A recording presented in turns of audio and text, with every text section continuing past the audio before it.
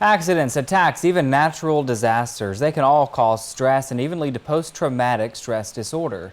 June is PTSD Awareness Month, a time to devote bringing awareness and knowledge to the issue. A national nonprofit organization wants to better train and help prevent PTSD. So here's my conversation with the president and co-founder of the Code 9 Project. Let's start off by explaining what is PTSD.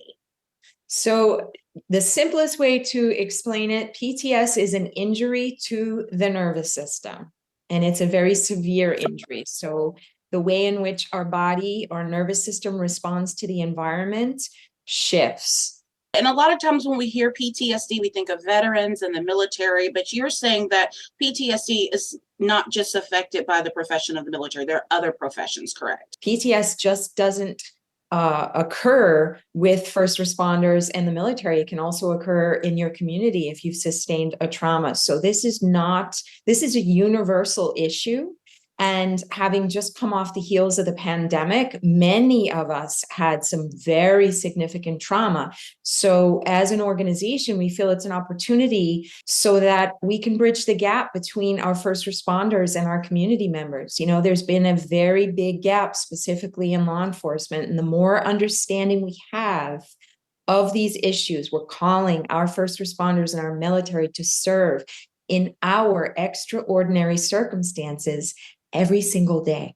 So our one event, they're having multiple extraordinary events every single day. And that has a damaging effect on their nervous systems if we as communities do not provide the trainings and the support required for maintenance. So tell me a little bit about the Code 9 project. What do you do? So we provide training, education, advocacy, and emergency response to departments nationwide for the prevention of PTS and suicide in those communities.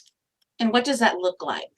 That looks like our nationally accredited SHARE programs, which are 2-day stress education and stress management courses. And as I stated, we have an emergency response unit, and that we deploy to very specific critical incidents, and those are department suicides, mass shootings, and major mass natural disasters.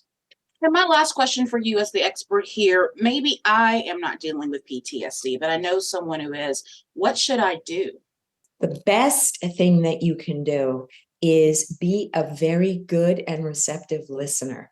Not impose, hey, you need to do this, or tell someone what they need to do or how to do it, but to be a good listener, to genuinely sit and spend the time and say, how are you doing?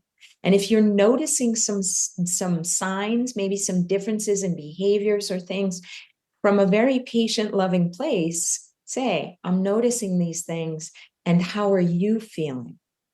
Sounds great. Thank you so much, Brandy Lee. And the Code 9 project also has a 24/7 national helpline for frontline workers, first responders, and veterans. Yep, it's right there on your screen. That number is 844-HOPE 24/7.